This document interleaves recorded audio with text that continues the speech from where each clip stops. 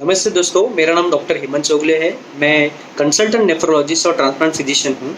Mumbai kidney foundation द्वारा आयोजित किए गए एजुकेशनल वीडियो सीरीज़ में ये एक वीडियो है। यहाँ पर हम क्रोनिक किडनी डिजीज़ पेशेंट और डायलिसिस के बारे में जानकारी देते हैं। आज का जो विषय है वो एडिक्वेसी ऑफ डायलिसिस के बारे में है। ये एडिक्वेसी ऑफ डायलिसिस का क्या मतलब है? एडिक्वेसी का मतलब है पर्याप्त। जो डायलिसिस पेशेंट को दी जा रही है वो पर्याप्त है या नहीं, यही हम इस वीडियो में जानेंगे। तो किडनी जो है तो दिन में 24 घंटे, हफ्ते में 7 दिन और साल में 365 दिन काम करती है। और जो डायलिसिस हम देते हैं वो हफ्ते में 2 या 3 बार, यानी कि 8 घंटे से 12 घंटे देते हैं। तो क्या ये एडिक्वेट है या नहीं है? क्या इससे ज़्यादा देना चाहिए या इससे कम देना चाहिए? इसी बारे में हम जानेंगे।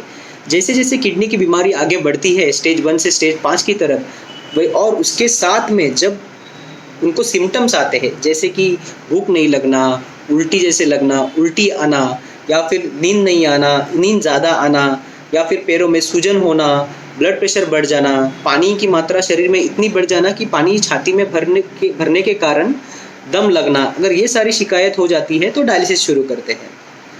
तो हम आगे देखेंगे कि एडिक्वेसी ऑफ डायलिसिस किस प्रकार से देखे जा सकते हैं। तो एडिक्वेसी ऑफ डायलिसिस देखने के लिए हम क्लिनिकल पैरामीटर देख सकते हैं, शरीर में कितना पानी है ये देख सकते हैं, ब्लड रिपोर्ट्स देख सकते हैं, हम देख सकते हैं कि न्यूट्रिशन में पेशेंट में न्यूट्रिशन देख सकते हैं और क्वालिटी ऑफ लाइफ देख सकते हैं। तो ये पैरामीटर, उसके साथ में कुछ फार्मूलाज या कुछ इक्वेशंस, कुछ नंबर्स देख सकते हैं। तो सबसे पहले क्लिनिकल पैरामीटर में सबसे पहले यही देखा जाएगा कि पेशेंट को जो तकलीफ थी, जैसे भूख नहीं लगना, उल्टी होना, खाना नहीं जाना, ये सारी तकलीफ़ें जो थी वो कम हुई कि नहीं हुई। डायलिसिस चालू करने के बाद ये सारी तकलीफ चली जानी चाहिए। दूसरा जो पैरामीटर है फ्लूइड के बारे में, पैरों में सूजन, चेहरे पे सूजन, सांस लेने की दिक्कत, ब्लड प्रेशर, ये सारी चीज़ें भी नॉर्मलाइज हो जानी चाहिए। उसके बाद जो ब्लड इन्वेस्टिगेशन है उसमें इंपॉर्टेंट पैरामीटर है बाइकार्बोनेट। ये एसिड की मात्रा कितनी है बॉडी में ये दिखाता है। ये 22 से 24 होना चाहिए। पोटेशियम जो है 5 के नीचे होना चाहिए। आगे बढ़ते हुए वीडियो में हम देखेंगे न्यूट्रिशन के बारे में। बहुत सारे पेशेंट आते हैं, जब उनको पूछा जाता है कि आप खाना खाते हो कि नहीं खाते हो, बोलते हैं हाँ खाते हैं, लेकिन आगे पूछने पर बताते हैं कि दिन में 2 रोटी, पूरे दिन में 2 रोटी खाते हैं, थोड़ा सा चावल खाते हैं। तो ये एडिक्वेट न्यूट्रिशन नहीं हुआ। एडिक्वेट न्यूट्रिशन के लिए प्रोटीन की मात्रा जो है 1.2 ग्राम पर केजी बॉडी वेट है, और कैलोरीज जो होना चाहिए वो 30 to 35 किलो कैलोरी पर केजी बॉडी वेट होना चाहिए। इतना प्रोटीन और कैलोरीज रहना चाहिए। सॉल्ट कम खाना चाहिए, नमक कम खाना चाहिए, और पोटेशियम कम लेना चाहिए।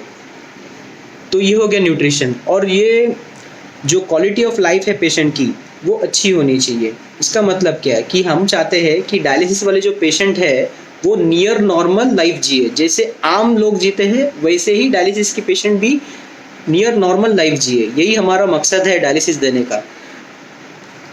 ओपीडी में बहुत से बार पेशेंट जब हमारे डायलिसिस के आते हैं तो हमसे ये कहते हैं कि डॉक्टर साहब डायलिसिस कम कर सकते हैं कि नहीं कर सकते। हम 3 बार कर रहे हैं हफ्ते में, हमारे जो कुछ फ्रेंड हैं वो हफ्ते में 2 बार कर रहे हैं, कुछ लोग हफ्ते में 1 बार कर रहे हैं। 4 घंटा क्यों करना है, हम 2 घंटा या 3 घंटा क्यों नहीं कर सकते? तो मैं उनके लिए ये बताना चाहूँगा कि हर पेशेंट अलग रहता है और हर पेशेंट का ट्रीटमेंट अलग रहता है। तो आप अपने आप को दूसरे से मत कंपेयर करो। आप अपने डॉक्टर से पूछो कि आपको क्यों दिया जा रहा है 3 बार या 2 बार, और ये क्यों होता है, ऐसा क्यों चेंजेस होते हैं ट्रीटमेंट में। तो उसका जो इम्पोर्टेंट रीज़न है वो रिनल फंक्शन है, रेसिडुअल रिनल फंक्शन। जैसे ही अगर स्टेज 5 में भी अगर पेशेंट पहुंच गया है तो कुछ मात्रा में किडनी काम करती है। और वो कैसे पता चलता है कि जैसे डायलिसिस शुरू करते हैं तभी पेशेंट यूरिन पास करता है, करीब करीब 500 ml से लेके 1 लीटर, डिपेंड, हर पेशेंट का अलग रहता है। कुछ पेशेंट में 500 ml से 1 लीटर तक पास करता है। तो ये जो पेशेंट है उनको हफ्ते में 2 बार डायलिसिस कर सकते हैं। बाकी जो पेशेंट रहते हैं जिनमें यूरिन आउटपुट 200 ml से नीचे होता है, कुछ रहते हैं जिनको 50 ml भी दिन में यूरिन नहीं होती है, ऐसे पेशेंट में हफ्ते में 3 बार डायलिसिस करना बहुत ज़रूरी है। कुछ पेशेंट जो होते हैं वो पानी पे नियंत्रण नहीं रखते, बहुत ज़्यादा पानी पी लेते हैं, सॉल्ट पे नियंत्रण नहीं रखते, बहुत ज़्यादा सॉल्ट खा लेते हैं। और कुछ जो हार्ट के पेशेंट रहते हैं जिनका हार्ट कमज़ोर होता है, ऐसे पेशेंट में जब पानी की मात्रा शरीर में जब बढ़ जाती है तो उनको दम लगना चालू होता है, सांस की तकलीफ होती है, तो ऐसे पेशेंट को हम अल्टरनेट डे डायलिसिस करते हैं। और बहुत सारी रिसर्च में ये पाया गया है कि 4 घंटा डायलिसिस करना ज़रूरी है, और ये 4 घंटा मतलब बहुत सारी रिसर्च में पाया गया है। आगे बढ़ते हुए हम देखेंगे KT/V। तो ये KT/V क्या है? तो ये KT/V में 3 पैरामीटर है, K, T और V। K जो है वो डायलाइजर क्लियरेंस ऑफ यूरिया है। जो डायलाइजर आता है, जो डायलाइजर उसके पैकेज पे लिखा रहता है कि ये ब्लड फ्लो पे इतने BUN पे अगर फर्स्ट यूज़ है, सेकेंड यूज़ है, तो इसका क्लियरेंस जो है यूरिया का वो ये तो एक वैल्यू मिलती है वहाँ से।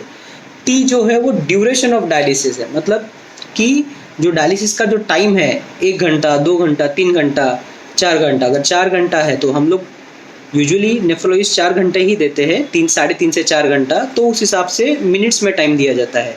और V जो है वो volume of distribution of urea, मतलब पूरे शरीर में यूरिया कितना फैला हुआ है। और यूरिया डिस्ट्रीब्यूशन जो वॉल्यूम है वो लगभग टोटल बॉडी वाटर के बराबर है। और उसका जो फॉर्मूला है वो बहुत ही आसान है, 0.6 इंटू बॉडी वेट मेल्स में, 0.5 इंटू बॉडी वेट जो है फीमेल्स में। ठीक है, तो इससे KT/V की एक वैल्यू मिल जाएगी।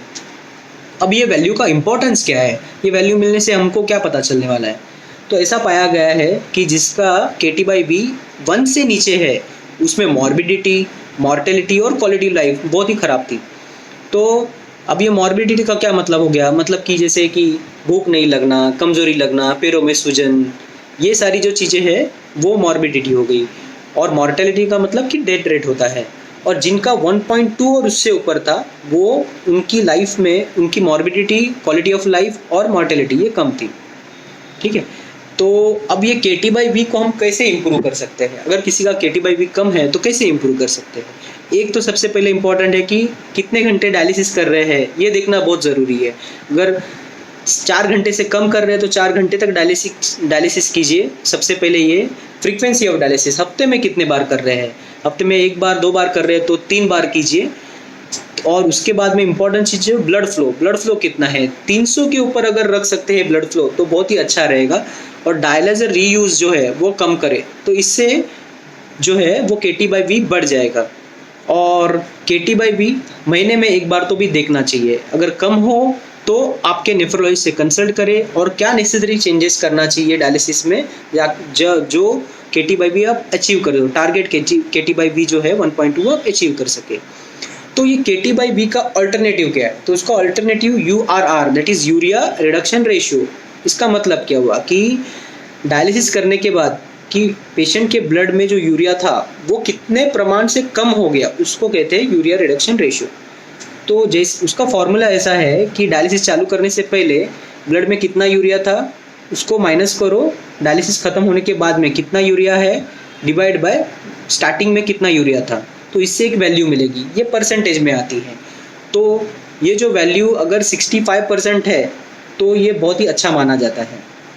दूसरा और एक जो चीज़ है जो मशीन में ही कर सकते हैं वो है OCM। उसको OCM is online clearance monitoring. तो ये मशीन में ही सॉफ्टवेयर है, फ्रेशनेस मशीन में ही सॉफ्टवेयर है, उसमें आप KT/V देख सकते हो।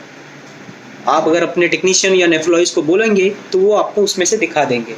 तो ये महीने में 1 बार करना चाहिए। ये पूरे वीडियो को अगर समराइज़ करो एडिक्वेसी ऑफ डायलिसिस के बारे में, तो हमको क्लिनिकल पैरामीटर, उसके बाद में फिर फ्लूइड बैलेंस, उसके बाद में फिर nutrition, quality of life, near normal life, ये और उसके बाद में KT/V। तो ये सारी जानकारी इस वीडियो में हमने आपको दी है।